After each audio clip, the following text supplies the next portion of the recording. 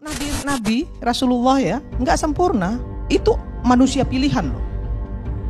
Karena apa? Karena dia manusia.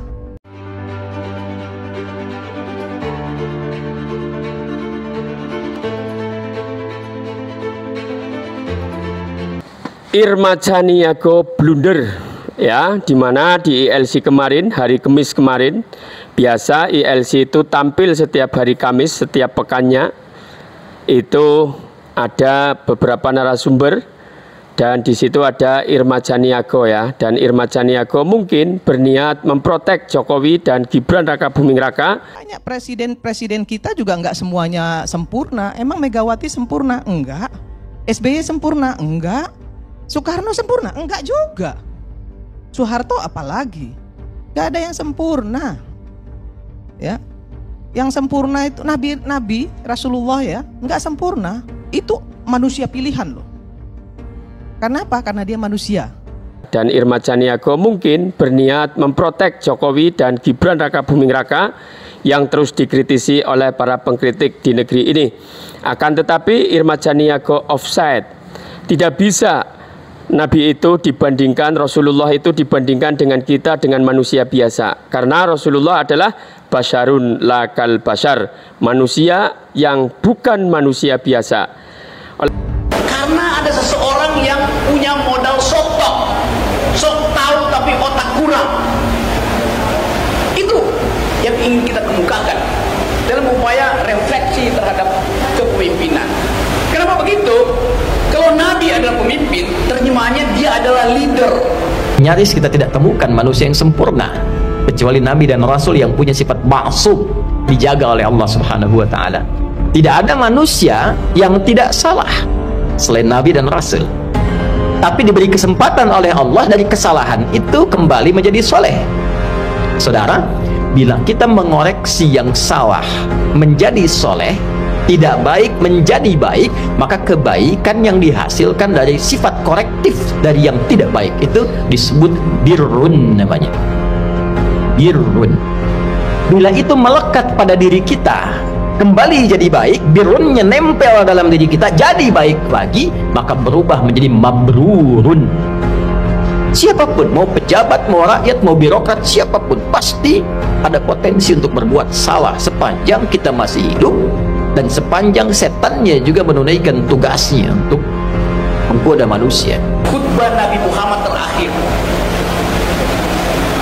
ketika beliau mengatakan bahwa orang Arab tidak lebih tinggi dari orang Yahudi, orang Yahudi tidak lebih tinggi dari orang Barat, kulit hitam tidak lebih buruk dari kulit putih tidak lebih indah dari kulit hitam. Hal yang itu diucapkan 1300 tahun yang lalu, yang baru dipahami oleh Perserikatan Bangsa-Bangsa setelah Perang Dunia Kedua. Islam mendahului kesetaraan manusia. Nabi Muhammad dalam perspektif itu bukan seorang rasis pasti. Orang Aceh tidak lebih tinggi dari orang Jawa tidak boleh menganggap lebih tinggi dari orang Papua. Itu ajaran Islam. Itu kesetaraan manusia. Itu khutbah terakhir dari Nabi Muhammad. Saya mengingatkan itu pada para pemimpin untuk pergi kembali pada moral code dari hal-hal yang sifatnya teologis yang hanya mungkin dipahami kalau orang punya kecerdasan, orang punya akal sehat. Dan memang Quran diturunkan ke wilayah kedunguan ketika masyarakat Arab mengalami pensoliman karena otak tidak dikembangkan. Itu yang menyebabkan ayat pertama adalah baca. Kan itu isi pertama, dalil pertama dari Quran. Baca, belajar, pikir, ikro. Bukan kerja.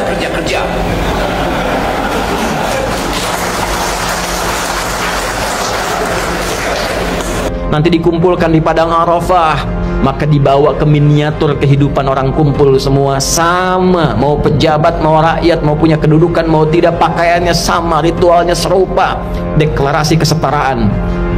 Bahkan sebelum PBB deklarasi, sebelum ada terbentuk banyak negara, Islam sudah memperkenalkan kesetaraan. Apakah akan begini selamanya?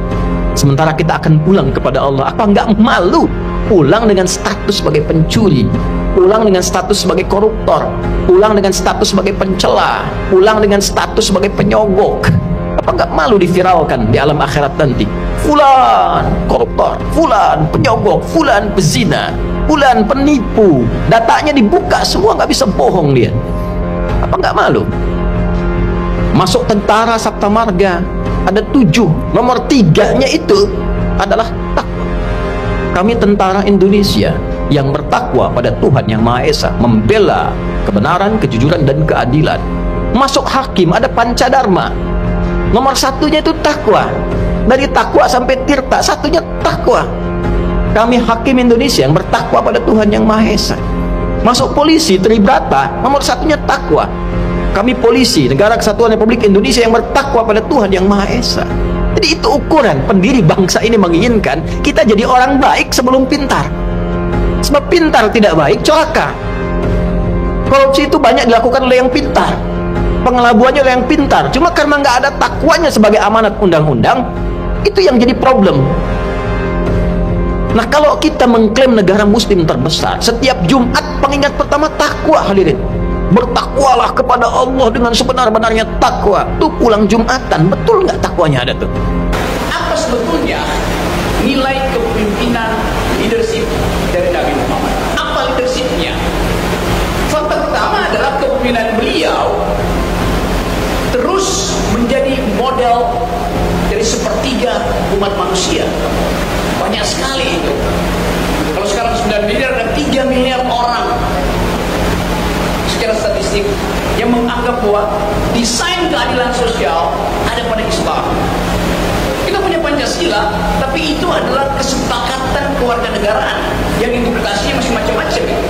Saya di sini minoritas, sangat minoritas. Tapi saya ingat bahwa Nabi Muhammad menulis naskah Traktat Madinah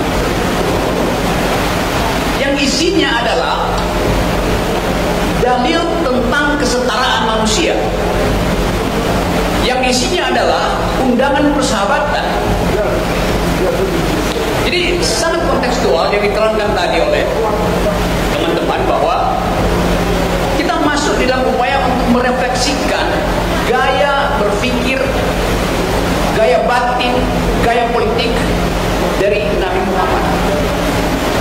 Jelas Nabi Muhammad adalah seorang politisi, jelas Nabi Muhammad adalah seorang negarawan, jelas Nabi Muhammad adalah pemimpin dunia, karena sesuatu yang diucapkan dari tahun abad ke-6, tahun 602 Masehi sampai sekarang, orang membaca kembali risalah sosiologis atau versi politik atau terjemahan hermeneutik dari ayat-ayat Quran, terutama tentang keadilan sosial.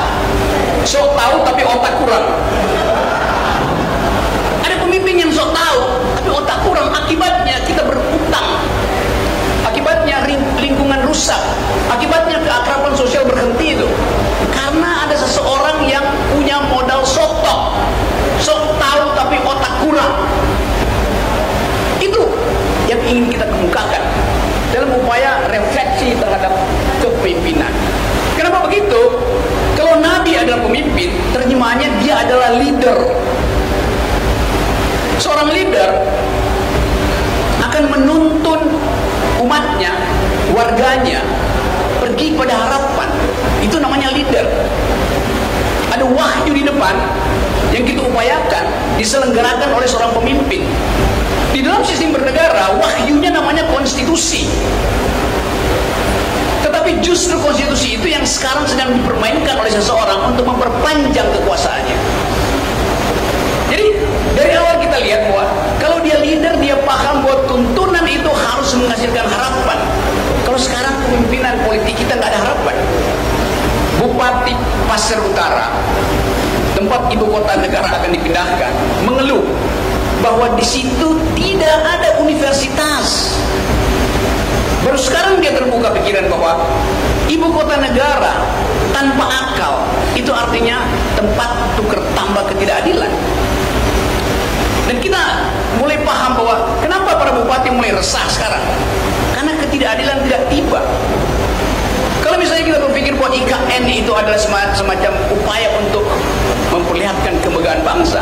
Di situ akan ada perusakan lingkungan, di situ akan ada makhluk Tuhan yang akan disingkirkan demi menanam beton di IKN. Padahal doktrin Islam adalah pelihara, hormati semua makhluk. Jadi IKN itu tidak berbasis pada sosiologi Islamis yang memerintahkan manusia untuk saling bersahabat, bahkan bersahabat dengan makhluk. Kemampuan taktis, kemampuan strategis dari Nabi sebagai pemimpin militer, pemimpin politik, pemimpin umat, nggak ada bandingannya. Oleh karena itu saya yakin Irma Caniago ini kurang ya memahami ilmu agama, yang akhirnya dia sekonyong-konyong mengucapkan hal yang seharusnya tidak diucapkan. Maka jangan salah kalau netizen di negeri ini mengkritisi apa yang disampaikan oleh Irma Caniago.